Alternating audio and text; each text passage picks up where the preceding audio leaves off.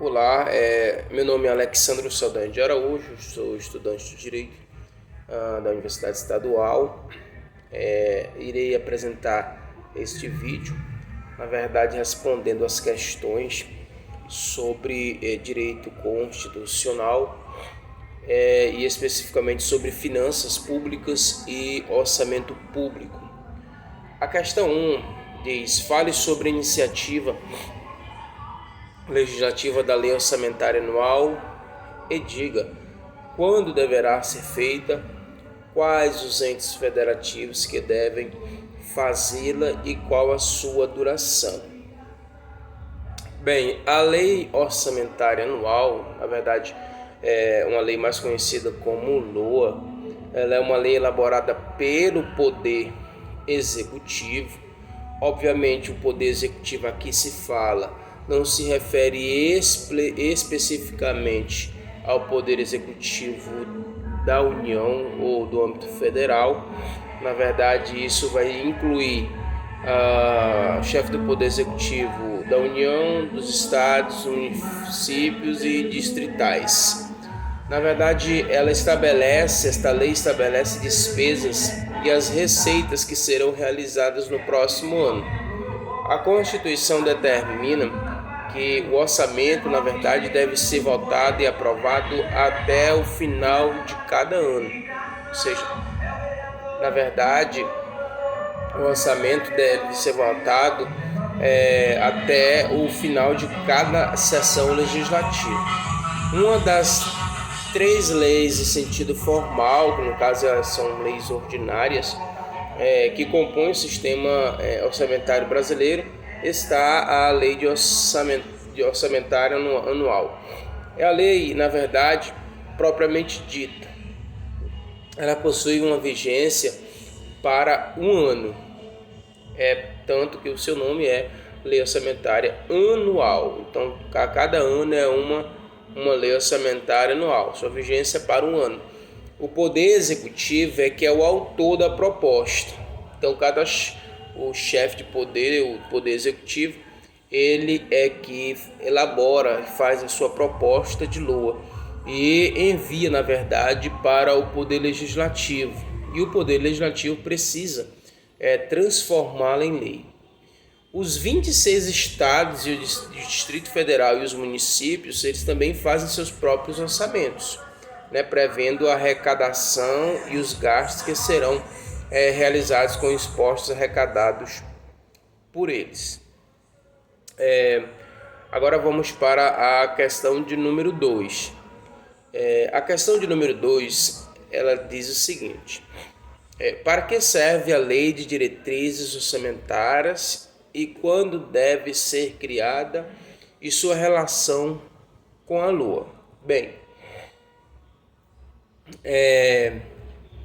a Lei de Diretrizes, na verdade, estabelece diretrizes para a confecção da Lei Orçamentária Anual, contendo metas e prioridades do governo federal, ou, na verdade, dos estaduais e, como a gente viu, ela vai, na verdade, abranger o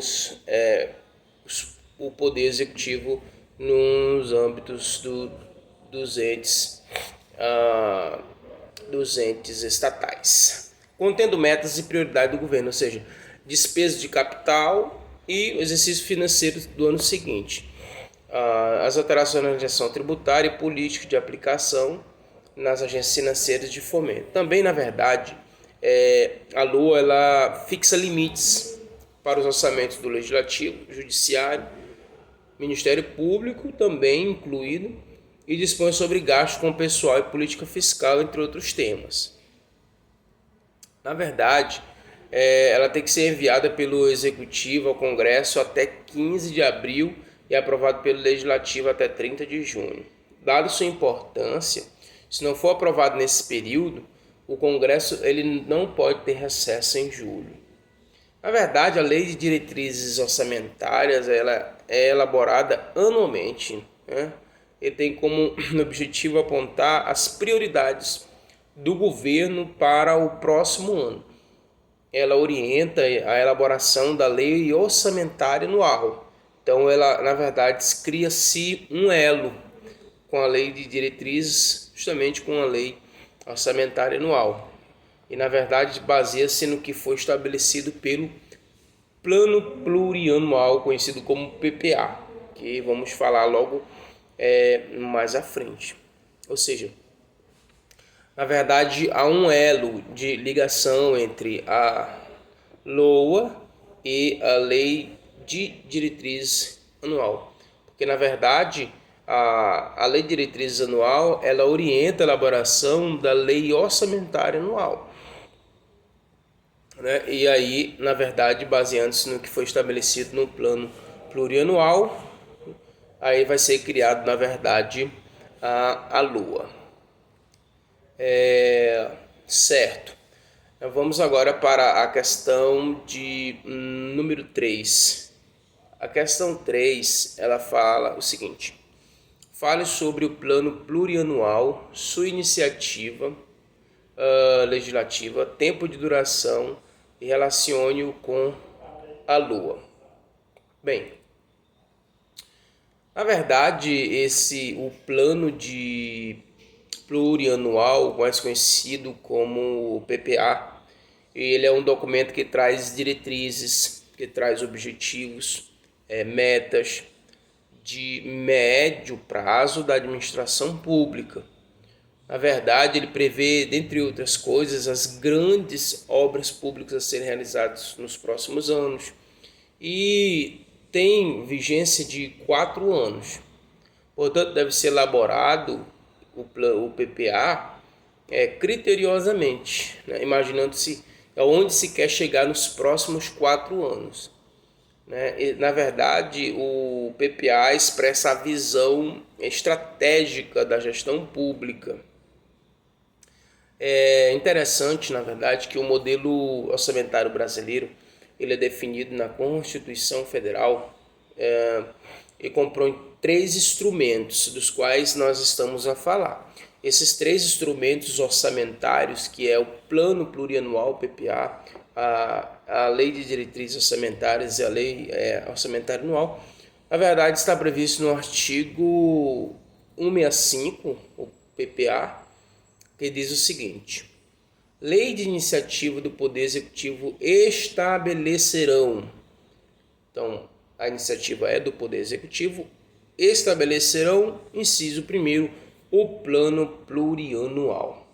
Então, o PPA, na verdade, com essa vigência de 4 anos, ele tem como função estabelecer essas diretrizes, na verdade, em que vai se pautar a administração pública. O governo federal, ele deve, na verdade, e isso nós vamos ver, que na verdade o governo ele deve elaborar e entregar o PPA até o dia 31/8 ao Poder Legislativo, no caso do primeiro ano de mandato.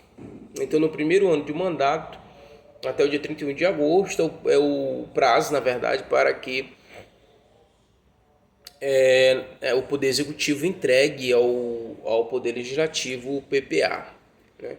E, por sua vez, o Poder Legislativo deve aprová-lo até o final do ano.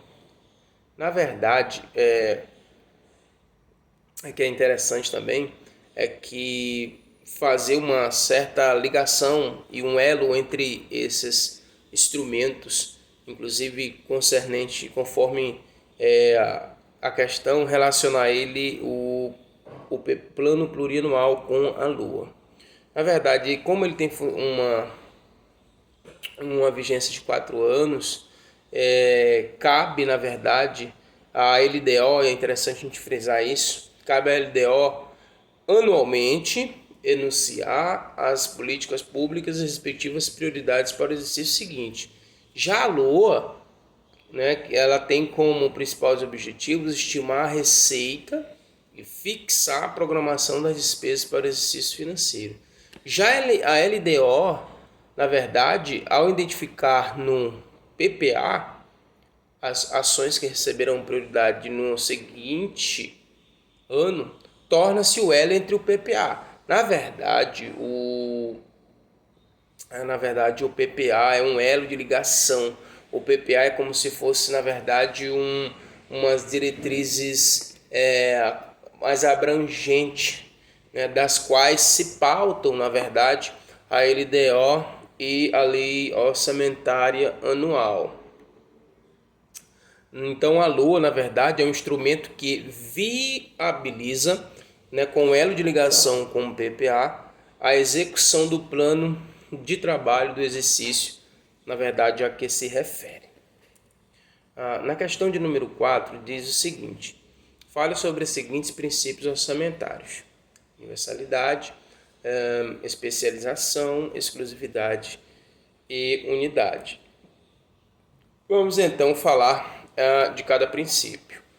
A começar do princípio da universalidade. O princípio da universalidade quanto a orçamento público, na verdade, é um princípio pelo qual o orçamento deve conter todas as receitas e todas as despesas do Estado.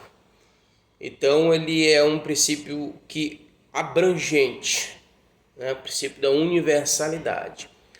Na verdade, o artigo 165 da Constituição Federal e o parágrafo 1º, ele determina que a lei orçamentária anual, na verdade, que a lei ela vai compreender o orçamento fiscal referente aos poderes da União, seus fundos, órgãos, entidades da administração direta e indireta, inclusive fundações instituídas pelo poder público, orçamento de investimento de empresas. Então é muito abrangente, tem que ser todas as receitas, na verdade, todas as despesas, ela tem que estar contida no orçamento público.